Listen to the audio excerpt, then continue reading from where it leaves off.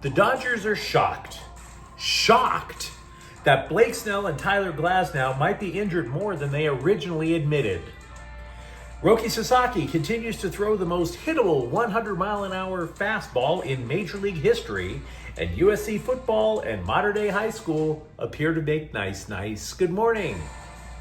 I'm James, and this is your daily dose of sports and snark for the greatest sports city in the world, Los Angeles. This is the faithful Angelenos Morning Report. It is May 12th, 2025. Welcome back to the Sanctum Sanctorum of LA sports. By the time you see this clip, I'm going to be on a plane heading north for work, which sucks, but that's the life I chose, and I'm going to choose to lead it.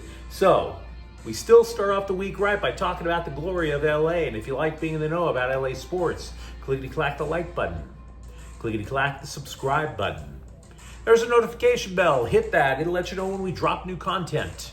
Sharing is caring. Let people know we exist. And by all means, comment. Now, before we go through the news and notes, a look at the scoreboard. It was a decent enough day for the Angelenos.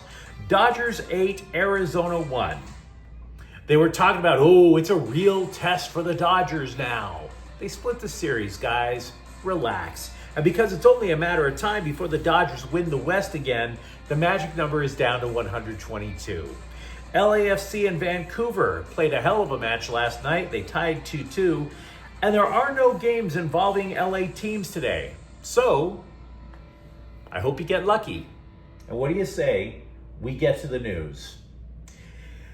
And now it is time for your daily injured Dodger pitcher update.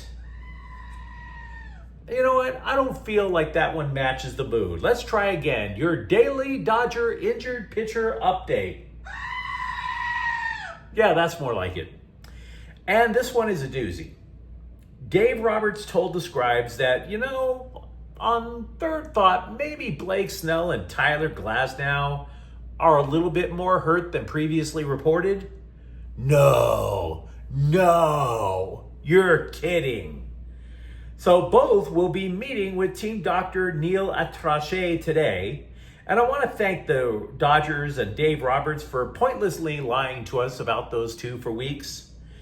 They're still calling it, by the way, discomfort, as if they slept on their mattresses wrong or something. Neither of them are close to returning. Although if you remember the original reports, Roberts was swearing that, both of them would be back by now, super close to a return by now. Yeah, that's not happening. Snell hasn't pitched, by the way, since April 2nd. They even tried to give an injection of Happy Healy goop into his shoulder, and it didn't do squat. Now, Glasnow is at least throwing, and the scribes were trying to make it sound like he's way ahead of the game, which isn't true. Because if it were true, why does he need to see El Atrache, right? If you're healthy, just video conference some rando doctor from Kaiser Permanente and go on with your life. Now, I want to be fair here. I'm not trying to push any panic buttons at all. We've talked about this all offseason long. It's not like the Dodgers are in miserable shape. Tony Gonsolin, for example, is 2-0. He pitched 5 shutout innings over in Arizona yesterday. Clayton Kershaw, by the way, supposed to return next week, presumably against the Angels on Sunday. So panic? No, of course not. But it would be lovely if we weren't being gaslit for a change, wouldn't you say? By the way, also staying on Dodger starting pitching, recently we discussed how Roki Sasaki can throw flames. 100 miles an hour. Problem is, it goes 100 miles an hour in a straight line. To keep you up to speed on Sasaki's speed, he pitched Friday in Arizona. The Diamondbacks didn't miss a single fastball. If he threw it, they made contact. So the first step in trying to give this pitch a shape, as the coaches are calling it, was to do something contrary to what Dodger coaches want to do. They wanted Sasaki to tone the velocity down. Didn't help. Didn't help at all. As for sending the guy down to the minors to work on it, Roberts said that idea is, quote, not in any of our minds right now, unquote. Which is fine, because the Dodgers are in first place. And oh, by the way, they need anybody who can eat any kind of innings right now. Now, as for pitchers who could be healthy soon, Michael Kopech debuted in his first rehab outing, and it sucked. Oh, it sucked. He walked all 5 batters that he faced. The guy only threw 3 strikes. Not even 1 strike per batter. So, lots and lots of Dodger pitching news to get to, and I would say the vast majority of it, no bueno. Let me know, of course, what you think in the comments thread. Meanwhile, over at Heritage Hall, USC football continues to repair its relationships with high schools across Southern California. And from the looks of things, Mater Dei appears perfectly willing to bury the hatchet. The Trojans landed a 4-star edge rusher from the Monarchs program in Sean Scott, and this boosts the nation's top-ranked recruiting class for 2026 all the way up to 27 pledges. Now, the scouting report on Scott calls the guy a tweener, basically someone who can play linebacker or edge. Scott understands this, and he was telling the scribes that he wants to be able to both rush on 3rd down and stop the run on 1st and 2nd. USC was all in on him for good reason.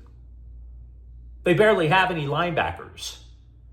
They went out of their way to hire Rob Ryan, a former NFL defensive coordinator, to coach the linebackers. Ryan goes into the room and he's like, hi, hey, who the hell's here? Anyone? Anyone at all?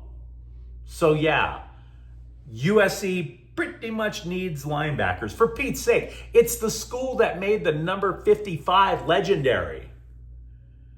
And Rob Ryan is just looking around going, where the hell is everybody? So in recruiting Scott, it was Lincoln Riley, defensive coordinator Danton Lynn, and Ryan. They all went after Scott like they needed to make some sort of a quota at a used car dealership. And then they closed the sale. And that also means that 16 Californians have pledged to play football for the Trojans in the class of 2026. And for his part, Scott said that he absolutely believes that USC has refocused its recruiting, and they are all about retaining the talent that's in the neighborhood. So, I hear it. I know why people don't like Lincoln Riley, but if it matters, he's hearing your complaints and he's addressing them just as much.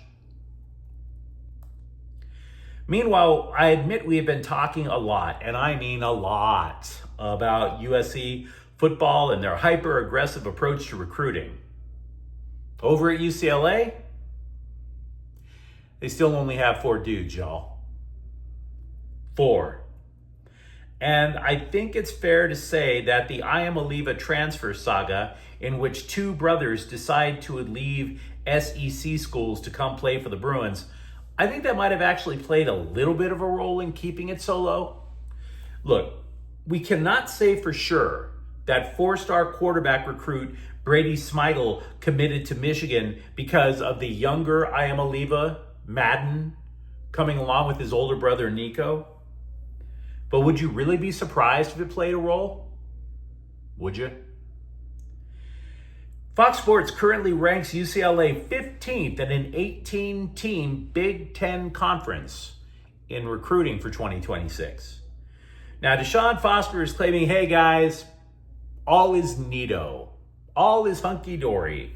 Quote, recruiting is going to come. This is a great university. You got to want to come here. So we just have to make it visible to guys and just let them know, like, coming around here, being around this program, and you will want to jump in, unquote. And I have to admit, he is right on one level. UCLA is in fact a great university. My mom graduated from UCLA. But if being a great university was the selling point, Harvard and Yale would be bigger than Michigan, Ohio State. So I don't really think the great grades are part of the sell, guys. I really don't think so. By the way, former Bruins lineman Marquise Thorpe Taylor has officially transferred to Fresno State, the raisin capital of the world. And that's really quite lovely when you think about it. Who wouldn't love a nice big handful of raisins? All the raisins you could have in the NIL program. Out in Southern California, you can get yourself a condo overlooking the waves. You can get yourself a sports car. Go to Fresno State. All the raisins you can have on your cornflakes, bruh. That's some good eating. Some NILs are a little stronger than others.